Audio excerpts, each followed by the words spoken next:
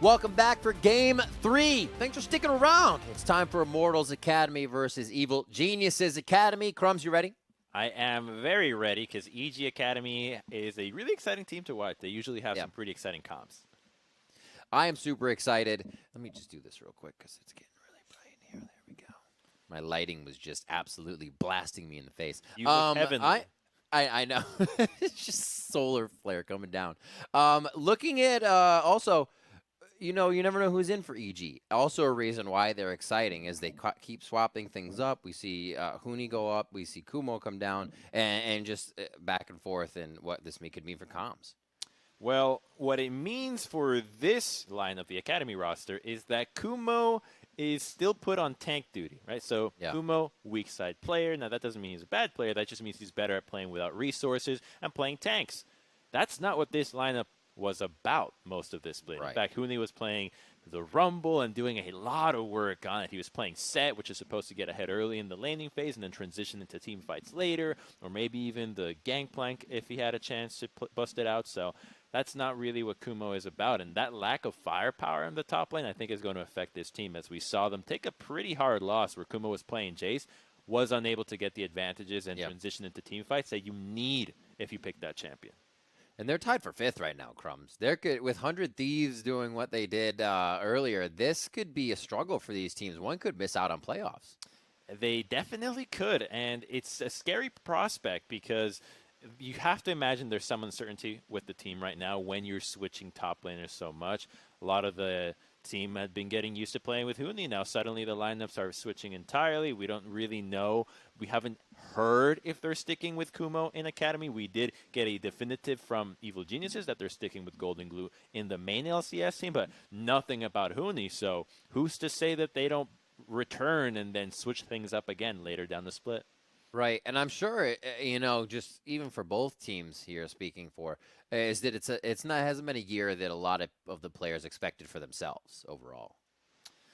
It's not a year that many players expected for themselves, and one of them that I think is probably in the extreme of that camp is Immortals. Soaz, because Soaz started in LCS, is having a great time, and then now suddenly it's playing here in Academy in what was deemed by the staff as the weaker version of the two. Now, definitely looking like that because of the recent struggles in this team, but there's a lot that the team needs to work on in order to get back to whether it's the LCS or their former LCS form, which I think Soaz has been one of the standouts for this team, but right now the game really is not revolving around your top lane. He's not the strong side top laner in the first place. He likes to play weak side, is really good at playing weak side. That's why he is known for his getaways where he gets ganked and somehow left alone. Yeah, right? So if he's left alone, he's counting on the rest of the team to make a play, to do something. But if the rest of the team doesn't do anything, his strength suddenly looks like a weakness, and that's got to feel bad. It is true, because I think it's one of those things that Tactical was talking about, and that older players have a base play style that they resort to, and that playing that way is kind of ingrained in him, right? And it can change ever so slightly, but it's not the best Soaz you're going to get, and I think that's a little bit of what you see there in older players kind of having that. Kumo locks in the Karma. We have seen it get banned a few times, but in the second phase of bans, but priority pick for EG. So, I highly doubt he saw what Huni did against Team Liquid and said, let me get in on that one. I think this is Deathly and Matz's Karma, because they've been playing it in the bottom lane with Senna for quite some time this split with mixed success, and it's pretty strong. And even if you don't have the Senna, the Karma can definitely get a lot of work done for your marksman. So I think that that's why they want to lock this in. But early on, doesn't really give too much away because of the flexibility of it. And worst case scenario, you could always put her in the mid lane, although that has also been phasing out since people are realizing, well, I'm just going to pick a champion that can scale up, and now I have an Azir or an Orianna, and you have a Karma. Hey man, Bjergsen got a penta on Karma in the mid lane. I'm sorry. I'm not gonna get a pentakill on Karma, then you definitely should still not play Karma mid lane. You should ban it even more. Soaz locking in the Olaf for Potluck, and Ezreal for all tech, so they can have a safe laning phase, and a very strong early jungle. Sun is something you were talking about. So it could be the easy lock in here, but it's going to be the Aphelios. A Loon and Aphelios rocking the multiple guns this game. Okay, so Aphelios instead of the Senna now. If you went Senna into Olaf, might be pretty hard to actually teamfight, but Aphelios with an Olaf running at you, bust out those chakrams, bust out that Severum, he just goes down, and they actually get away with a third rotation Volibear. I mean, Volibear is pretty much first picked around the globe right now, and EG managed to sneak it away in the third. This already is looking like a pretty nutty draft out of them. I want to see what happens in the second rotation here. IMT should definitely just take their bottom lane. You know what you see right now. Just lock in your support and roll with that. Maybe even a Bard could be pretty cool. They need something. Yes! Oh, Crumbs. Called You it. get it, baby. That's great. I'm happy for you right now. He's like, I want people to play Bard. If you're not playing Bard, you're wrong. Okay, now don't miss on Bard, right? So first step, pick Bard. Second step, be good at Bard. That's true. That's true. You have to be good at Bard as well. Picking it does not mean it's going to work for you. The Wukong gets banned out. Second phase here for the side of Immortals. We're waiting on EG Academy right now. Have mid lane to go after, a top lane to go after. Knowing Soaz is going to pick something tanky, maybe not even focus that. Galio, though, for EGA gets taken away. Okay, Galio, that might be a twist fake ban as well if they're thinking about getting rid of globals here. Yeah. It's cool with the Olaf, right? That is what I think Cloud9 would really like. That's how 100 Thieves beat Cloud9 with Olaf Galio. They also had a Camille in the top lane. Don't think Zoas will play that, but the Galio and Olaf component still super relevant. And also, Giyu's Irelia as relevant as always. He's going to get this champion targeted against him. Yep. Pretty much every time that somebody doesn't really know what to ban against EG, they'll just say, just ban Irelia. We don't want to deal with this. And the final ban, I'm going to say it's a mid laner. I like where you're going with it. I think it's Twisted. No, Twisted Fate's on a ban. Damn it. So I was going to say that. No, just say it. Make it come out of your mouth faster. We'll count it. It counts. It counts. Okay. Okay. I think you could hear in the passion of my voice. Damn it, I was going to say Zoe. All tech now. Ready to pick. Okay. Mid lane. Not probably top lane. Mid lane? It's fine. They expect to go against Karma now, right? So it's not a bad pick. It's a good combo with Bard. You drop the Bard ultimate, and then Orianna can follow up with a good shockwave. Yeah, exactly. So EGA can get away with it. Azir's already out, which was what he looked best on. Oh, yep. It's going to be Karma with solo lane, huh? That's what we're doing here. Okay. I want to see it mid then. I want to see it mid instead of top. Oh, really my. If it's. See the Karma top. Don't want top. Just tank Karma. Oh, back in the day. Just Frozen Fist, Grail, Spirit Visage. Stop Ninja Tabis. Athenes at some point down the line. I need a bucket. I need a puke bucket. There's too much turbulence. Nidalee? Okay, so it's Volley top. Okay. That was their FLICKR. I get it. Interesting comp though. I like it. It synergizes really well. Like if they can get a lead and they go forward in the fights, you are moving quick and you have the ability to heal and continue to fight if they can get in your face. Big times. See what Immortals has though. Nautilus ult with Nidalee Spear, pretty cool. Wow. Last pick Ornn.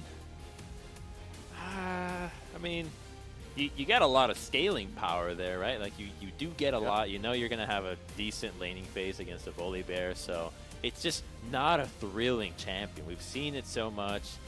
Maybe he goes Spellbook, but against Volibear, he's probably going Grasp as well, so you don't even have the excitement of maybe he has an Ignite and he could go for a solo kill here. This is going to be a farm fest, and a lot of it will come down to potluck versus Anda. I think that's what this game is going to be about, because everywhere else, you've got farm fest.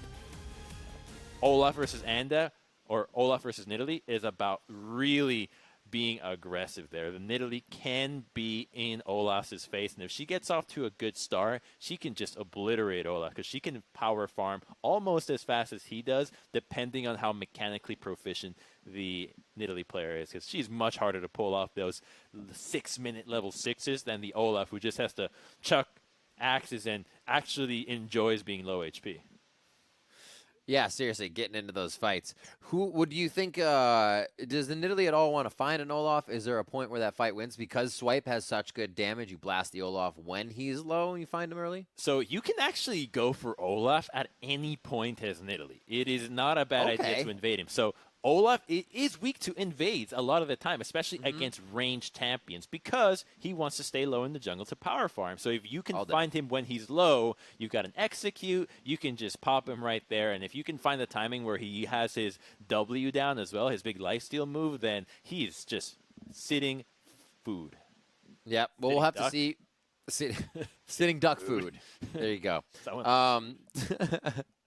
We will have to see what happens. It looks like it's going to have to get to the fight phase here for what these teams are picking. The Ezreal, the Ornn, the Ori, everything that kind of wants to sit back, farm, and be able to press R when the right time comes. Well, that time will be in just 3 minutes. We're stepping away now to create the delay. But when we get back, we will have a game from the start. I promise. I believe.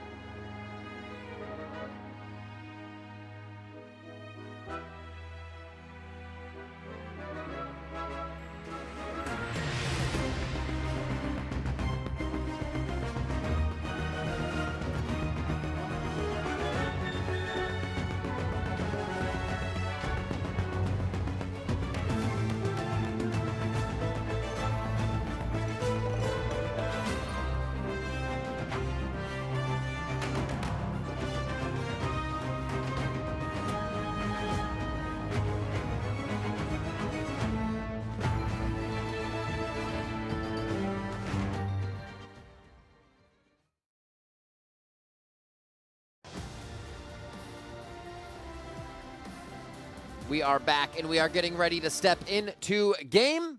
Competitive integrity has been not increased, but implemented, and we are about to get into the match. So all of that is ready to go. Crumbs, I'm having a day with words. You can go ahead and laugh. It's fine. Yes, Competitive it's also a day with integrity. words for me, and competitive integrity needs to be increased. Absolutely, we need to have the This is utmost true. standard of competitive integrity, especially now in the remote days of gaming, where you don't get to have a ref just looming in the back of players. Like, what's going on there? Oh, you really just taking notes and try to be better players themselves. That's really what they're doing. They're trying to get better at their own games. Imagine if we did that. We sent a webcam to every single player. They had to hang it over themselves, third person, and then a ref would watch you all game. That would be weird. But you stop looking at my shoulder. Right. Looking at our third game of the day, we've actually had some pretty spicy games, and I'm excited to see what continues to come out. Last game, obviously in favor of Cloud9, but probably one of the fastest games we have seen with one of the biggest leads and most dominant leads that was continued to be controlled. Kenvi from 100 Thieves finally in his first game, a new face coming into the professional scene here in the academy. Had a great first game. The entire team did. I mean, Saligo had 2 game-changing shuffles on a Zier for our first game of the day, so 100 Thieves took down CLG, and now we are at Fly versus GG. We're about to get in the game. Yeah, I think that IMT just drafted super standard, just nothing out of the ordinary there. Thanks. I wrote the Olaf, the Ornn, the bottom lane of Ezreal. What was it? No.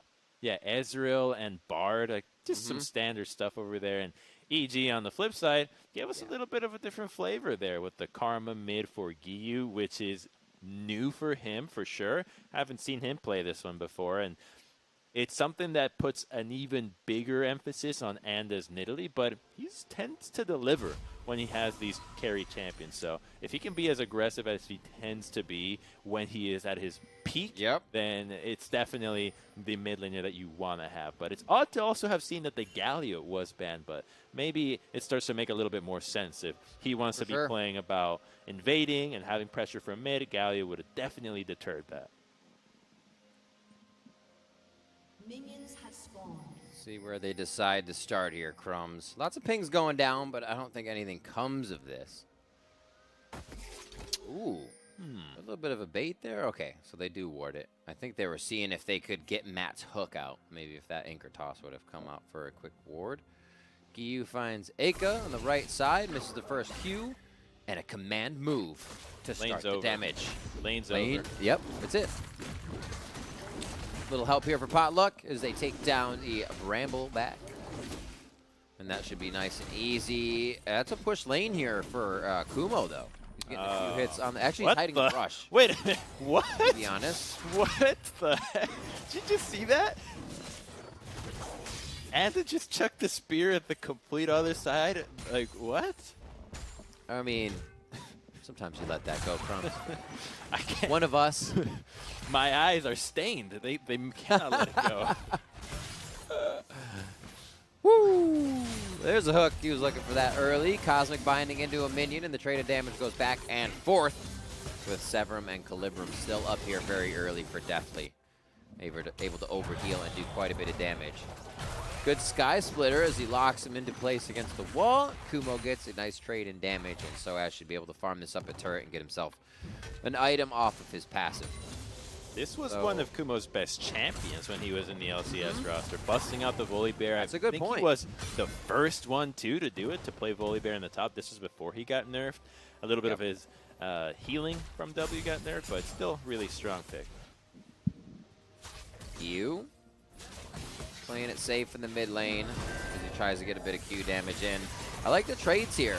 The cannon waves come up, big swath of minions, and they just get themselves in for a trade of damage. A lot of heals just behind Altec.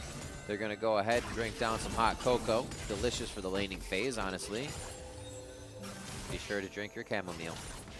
Oh, he sees him. Ando with the clear, and he'll be safe here. Oh, plays him on the arcane shift, jokes. And they're going to get out of that one safely. Can't have that happen every time, though.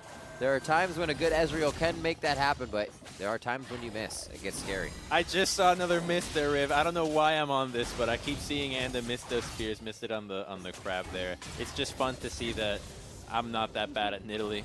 If I can see that Anda's out there missing spears too, but he at least finds the Olaf. You miss spears on these objects? I miss spears on stunned targets. Thank you very much. So you can never count on me hitting you a perfect spear.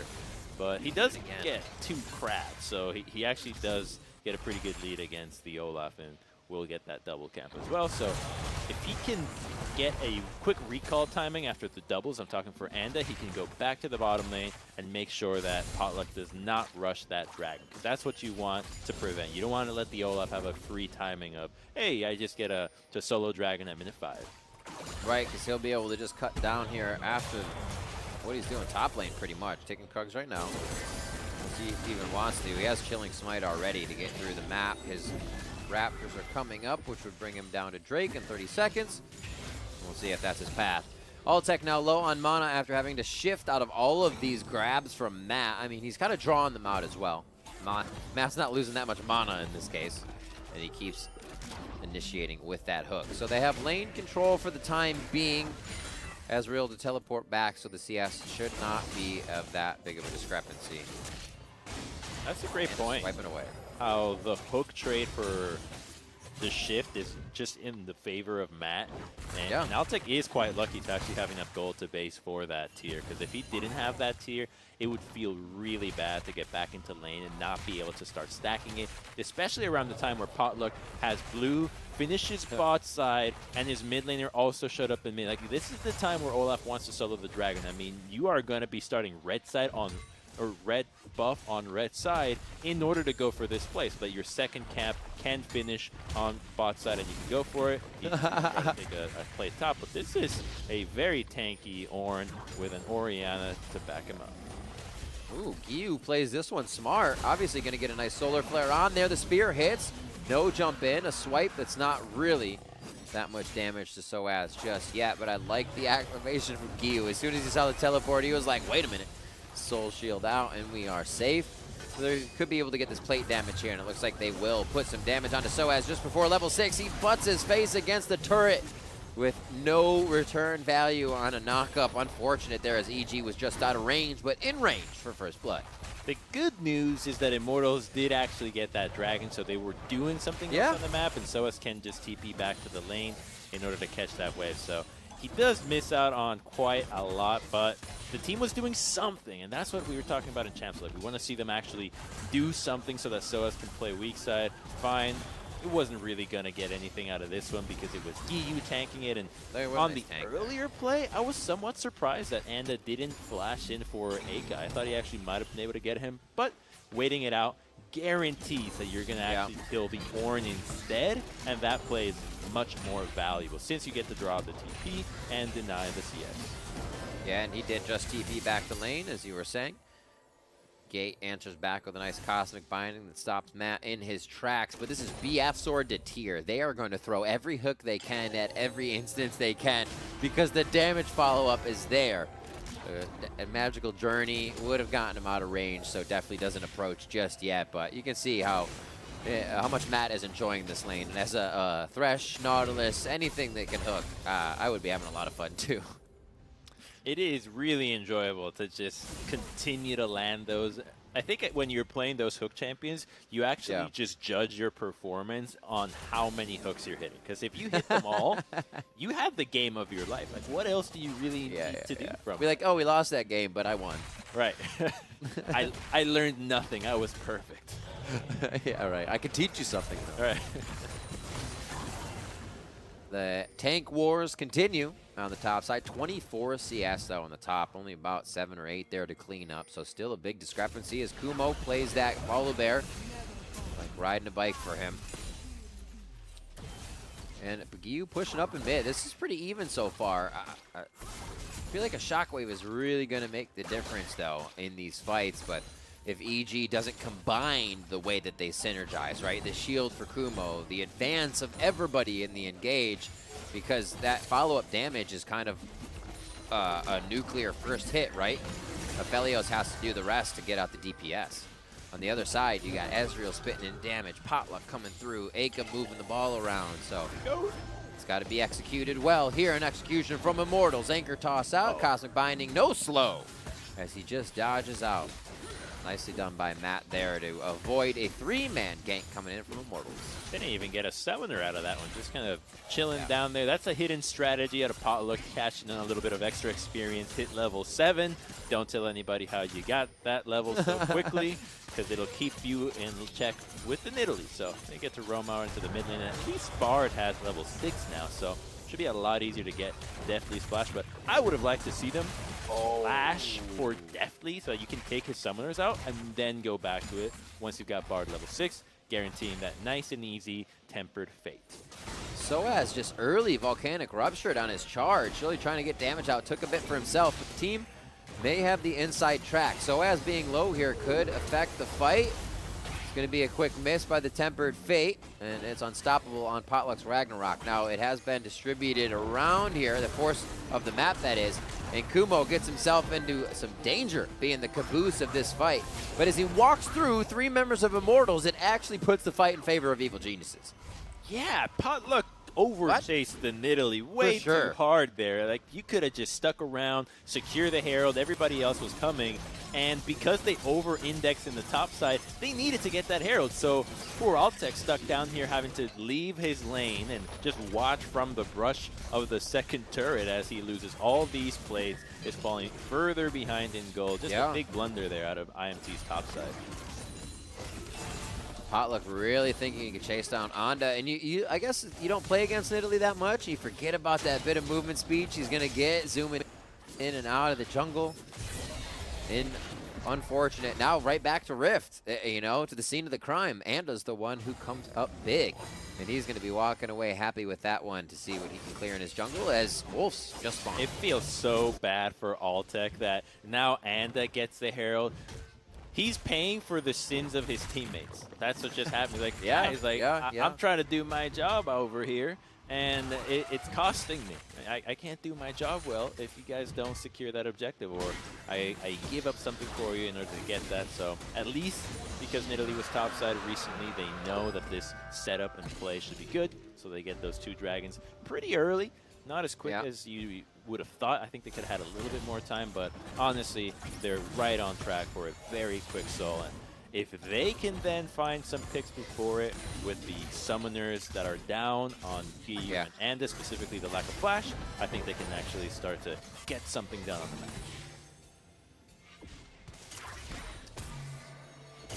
See if they can get a few more skirmishes in on the side of Evil Geniuses. I think that benefits their team over having to get these 5v5 possible shockwave fights. Mystic shots and javelins back and forth. Sky Splitter, and to the skies goes Kumo with his ultimate, forcing Soaz to flash. And since that first early fight, Soaz has not been able to stand toe-to-toe. Kumo continuously pushing that pressure, rightly so. Tempered Fate comes out. I think this actually helps definitely here as they go to set up the fight, but no, EGA comes in. It does not help him, and he goes for the sombrero, and he locks him down, tipping his hat to Deathly as EGA comes in with a big self-play onto Aphelios, chasing Gyu out. Potluck with the undertows as he throws one after the other. What a fight there, and a collapse from Immortals. The cheeky ward in the brush ends up biting the EG back. They thought they had the play. You got the Nidalee there. She's poking away. You have a Rift Herald just in case you really need it, and at least get the first brick, but that is a really good move there out of EGA to be able to turn that down. And it's the kind of play you want to make against Karma too, because you know you're not actually giving up anything that will be too detrimental later into the game. Like, oh no, she gets Grail sooner, or the Ardent Sensor. It's not a carry, so as long as you get to shut down that Aphelios, get more gold on your own carries, you're in a good spot. Now they're still down in gold by a pretty big margin. They have those Drakes, but the opportunity cost exists for taking down Deathly some more. We need to see Immortals punish Deathly. It's such an easy target. It's why you picked Bard in the first place. He has to die another time before his flash comes up. Otherwise, you're just not playing against Aphelios well. See if they can get to him. That Infinity Edge is finished. Look for a bit of attack speed now within his build. Got quite a bit of money to build up if they're just getting now. And getting caught. He's not going to live for long. They're going to throw the Oran Horn out, and that one is going to be Anda going down. That's a kill for Potluck, feeling good to get this Olaf running. And Rift Herald will not come up with a return on that turret, just prepping it for takedown later. IMT was ready there. They smelled what EG was going for with the top swap. They're trying to do the same thing they did in the bottom lane anyways, which is just 3-man with your jungle and bot lane. It's a standard post-laning phase move. Just have a 3-man group with bot and support, and then the AD there to monitor that everything goes fine. And they can still do that again for IMT side, but with the Dragon coming up in 2 minutes, I think they're going to prioritize making sure that Soaz and EGA have a good laning phase and push those turrets, push those minion waves, and then get that third Drake. This should be the turret going down. Oh, maybe not. Caster wave is...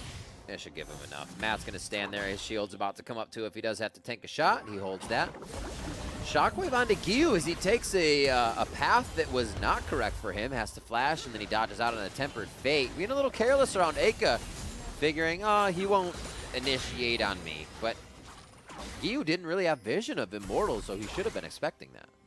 He has the flash, which does save his hide at the very end. I think he was surprised to see Gate in there, but yeah, now, exactly. Imagine what would have happened if Potluck, instead of trying to gank the mid laner that has flash, goes to the top lane where Deathly and Matt are tanking Mystic shots to take down the tier 1.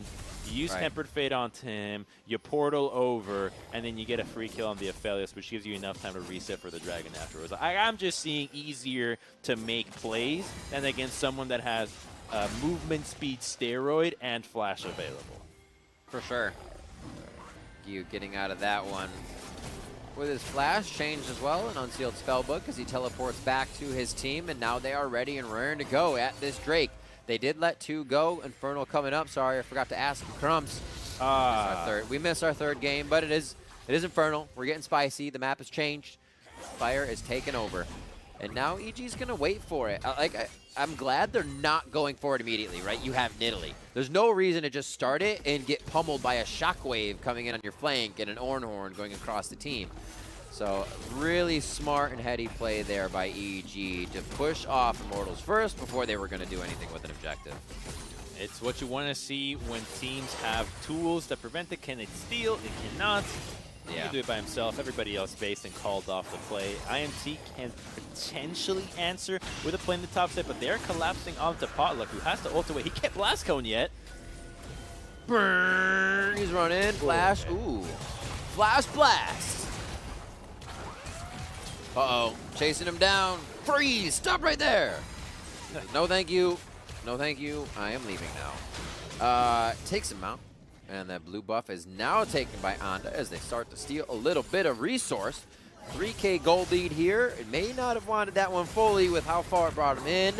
And they're going to go for this. You were talking about it. Oh, the depth charge, but he goes into Cougar form, so they won't be able to get the Javelin out just yet. Soaz takes quite a bit of damage and he's marked. He has to be careful about his positioning now. EGA Dissonance is down towards the fight as they're trying to path correctly, but Rift Herald's giving him a bit of trouble here, giving away his path he expects. So he takes a longer route around and just tells the team to not fight just yet. So he comes down, leaving lane. Now is going back up to see if he can create pressure, but the fight on Rift Herald's already begun. All techs on one side, the team's a bit split. This flank from EGA could be big. He has Gyu just on the side of a Shockwave, but it doesn't look like the commit. EG's just, they're moving so well during the fight to not allow anything to really happen. There's just death ball moving together. They had so much confidence that nothing would happen once Bard and Ornn used their spells, and it was really disheartening to see the Tempered Fate and the Ornn ultimate not work together. But on the same tone, Matt's ultimate did not get comboed with Anda's spear onto the Ezreal, so they're both making a little bit of a blunder there. And I think the real frustrating part right now is how do you kill Aphelios with the itemization of these supports? Because now you have double Grail on Nidalee Karma. Yeah, double Grail, and they're all going to be healing Aphelios, and he's got lethal tempo. Like, he's not stacking Conqueror, right? He's proccing that. He's getting extra attack speed from Nidalee. I mean, he's just going to be a one-man army this game. Oh, you're right. The extra attack speed from Nidalee's heal is something you commonly forget about, honestly. Great for taking down turrets, but also amping somebody up in a fight. And maybe they don't expect him to have that, right? The critical cloak so far and not that much attack speed unless Severum is there. But he will have it, and he will be pumping out a lot of damage. Giyu kind of holding on what would be a shield heal. He is sourcing that one up, has a little bit more to go if he does a bit more damage. And he's going to rotate down now. Nice push onto the top side. Bottom is pushed. Now they can all gather into mid, Crumbs. This could be their fight. Oh, just outside on the hook. Okay, so the vision belongs to EG for this mid push or fight. Yeah. They have the Rift Herald as well. Gets popped right now. Not a big minion wave, so if IMT can stop the Herald, you got Bard ultimate. They could just use it. They should use it here. You got to use it nice. Woohoo! Okay, good stuff. How's your face, Shelly? Oh, the turret's still getting whacked pretty good. Obviously, she's got the swings coming in, damage going back and forth. Matt looks pretty low, but I'm sure he'll still go back in with a shield at the right time if somebody steps forward that he can prioritize. Look at the heal that he actually just got coming in from that Karma shield. Blasted him right back up to close to top. So Not fair. Fine. Not there just yet, but the heal from Ando will put him there if he gets to it. He's going to back. They'll walk back to lane. Moby boots for him are good. Shirelia's 4 gate. If they can get it to the right spot for a flank, I mean, I think this works well, but right now it's for backing up on what Matt could be doing, I feel. There's the Runon's Hurricane coming in, and with the synergy you were talking about between Anda abilities, healing, that Aphelios just got so much bigger. He's just going to be a menace, and it's going to be really tough to go onto the Nidalee as well because the Nidalee build these days, so if you snowball like crazy, you can rush a Lich Bane and go a little bit more AP, but if you don't, and 0-1-1 is not a snowball score, you just go Grail Zhonya's, you've got max CDR, you're hard to kill, you've got a lot of resistances, and you get to buff up your AD all the time. So she kind of turns into just a somewhat damage dealer. Oh, wait a minute. Gate? He's dead. Oh, the shot went through. You gotta be kidding. That feels bad, man. Oh, no. The Flash 2 goes down. Tempered Fate's up there. 25 seconds on these death timers right now. 20 seconds on that Drake. And that's going to be EG's second if they can get it. They're looking to get some summoners out of Soaz as well as Kumo goes in hard here. Soaz actually pretty tanky on this one, so he's going to be able to last a little bit longer than Kumo expected. And now Immortals is losing a bit of ground in the mid lane to Evil Geniuses. Will they be able to hold this fight right now? I'm not sure. They looks like they back off for the moment and are just going to go ahead and allow them to grab up this Drake. That's a good use of the Aphelios Gravitum T-pose there, making sure you get multiple members. And even got that big flash out of Aika. That might actually prove to be a big spell. Olaf by himself going in. He is low.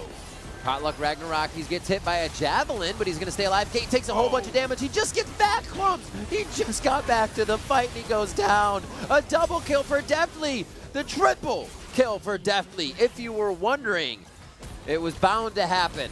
And there it is, 21 minutes in. Definitely gets his kills, and now he is 4-1 from being 0-1-0 just moments ago. They got exploded in that fight. Never stood a chance. The spike is too great, and Potluck has flash. He's got an opportunity to be a hero here. No wards, no vision. He'd have to go in with an axe and blind, but he's holding the ground. He's making sure that Olaf does not get in here. This one's looking like it's got EG written all over it. There's only a few non-confirmed cases of spontaneous combustion. I think we just got a confirmed one here. Let's see this fight one more time. Okay, so I actually want to take a look at Kumo's health because I think somebody heals him. Watch how low he gets, right? Plus 500 and something. I think it was a mixture of Triumph and Nidalee heal. Yeah. I think Nidalee flash healed him to make sure that the bear didn't die. It's an animal thing, right? Nidalee wants to make sure his buddy is alive too, so flashing for him. You rarely see that in an actual solo game where someone's willing to heal not your AD to stay alive. You gotta give honors to after that. Absolutely. And the Magi's coming out here for Anda, feeling pretty good this game. 6-3 now with a 7,000 gold lead, or just under that. You have Shirelia's finished, Ardent Sensor finished for Giyu. That is a very big karma, and I've been loving what we're seeing from him. Gyu's our, our aggressive player. He brought the Aurelia out. He's been able to really get ahead on things that get in his opponent's face. But here, able to just skirt around instances and make it look just as aggressive on the karma. He's been playing it great this game. I've been really loving to see Gyu in Academy because, like you were saying, he started off being super aggressive. That's a sombrero there. Mariachi's in the bot lane. Nothing's happening there, though. But Gyu, on the flip side, he was playing the Aurelia, Renekton, Kiana. It looked like he didn't even have a mage in his wheelhouse. And suddenly, this split, now he busts out everything and more, like giving you a taste of all the styles. And this one's looking pretty good, too. You don't really want to be able to set a precedent for what your opponent's going to get, and that's what EG's been able to do this split with, changing up a bit of the composition overall on the roster and the champions that they're picking and being able to do quite a thing. Like, we thought this was going to be Karma Felios, something they have been putting on the Rift quite a bit, and they throw him for a loop, and the hooks that Matt has been putting into this Nautilus, really game-changing on the bot side. Now seeing Evil Geniuses approach the base of Immortals. Teleport coming in right in their face, and that's going to be Kumo saying, hello, we're here to play, and we're here to stay. Death Dance just finished up for Kumo as he comes into this fight, so he's going to be able to take even more front-end damage and not even look like he's getting hurt. That's thick skin on the bear as they move out with the first inhibitor of Immortals. That is a big push there out of EG. They still have 20 seconds, so it's only going to get you the tier 2 down in the bot lane. So yeah, they're quicker to it, but they're so strong, they might as well continue the push. There's no other objectives. You know that IMT just used the Bard ultimate, so the scariest of the engaged duels is already down. So they could definitely get a little bit more, but it looks like from their posturing, they're going to get this, reset, and get themselves that third Inferno. Nice little buying of the time. They still have a minute. This could actually get slightly scary, but only slightly scary. They should be able to come back and pretty much own this instance, or at least get the summoners out that make it easier to fight. I'd be surprised if they were able to, or if they did choose to just give this one up, as we see them running back towards bot lane, definitely with a focus on that position as he goes for red first. Rabadon's completed for Ica, or Aka rather, and that will be a big boost in damage. The right shockwave on Anda and Gyu is going to wipe their health bars for a finish, right? Potluck can come through with an undertow. It's going to be big, right? Obviously, it gets upgraded too, right? Okay, so that's definitely a big item there. 12 seconds, so IMT is giving us the last stand here, but is EG just going to run it down? I think they want to take the fight. They're so strong. Yeah, they're just going. Oh, Cosmic Binding missed. They know they want to set the bushwhack, so now EG steps in a bit more careful. Soaz on the front line. Sure, I'll grab that, says Matt. Watch where the ball placement is. Slowly moving it back and forth. Aka finally walks out of range there to grab it back. He gives it to Soaz, who could get the charge in. Ball's on Soaz right now as they continue to move around. And Ika takes it back. They're just back and forth. That's the depth charge coming out. Anchor. Oh my God, the Ornhorn's not going to get hit because of the lockdown. Beautifully done on Soaz. Immortals now have to kind of scatter and figure out a way to assess this fight and get back in it. A lot of damage onto Potluck as Kumo is just running the fight on the top side near the blue buff, and they are trying to re-enter from the side of EG. Good ball placement there by Aka as he slows them down, putting a dissonance in a spot that's a choke point. Shockwave has been used. The damage has been traded on both sides. Drake was already picked up here by Evil Geniuses, and they feel like they control the fight. Potluck's trying to run out of base as fast as possible right now to join his team. He is just saying stall as long as you can. Huge damage onto Altec with just a few shots there, and he is going to get himself to safety with one dissonance, but runs into Anda on the other side of the fight. Gate flashes forward. The blast cone was there, but he chooses not to use it, and it is not even going to be Potluck getting out of the base. He is stopping minions, so if this fight does even go more awry, EG is not taking Nexus turret down, and he walks out with a wave, which is actually pretty huge, but they have a lot of work to do on the side of Immortals here as Evil Geniuses is not stopping. They are relentless with this pursuit. The Volibear and Nidalee are just so annoying when it comes to chasing down these members. Ezreal, you'd think he was slippery, but boy, he just got really they were trying to get away from the team, and it was Gate who thought, I could just flash and bind the Nidalee. Maybe we can actually get the pick that we wanted, but it was all the start from the misposition around the Dragonfly, which EG actually ended up getting, and now they get a Baron to boot, so they are just all about done with this game. Really fast in the way they're working right now. And this is twice we've seen teams with aggression in their game, taking the lead and forcing that aggression, not being okay with the level of aggression that they currently have, saying we need to add more and bring it up to 11, bring it up to 12. All over the map, Evil Genius is carrying.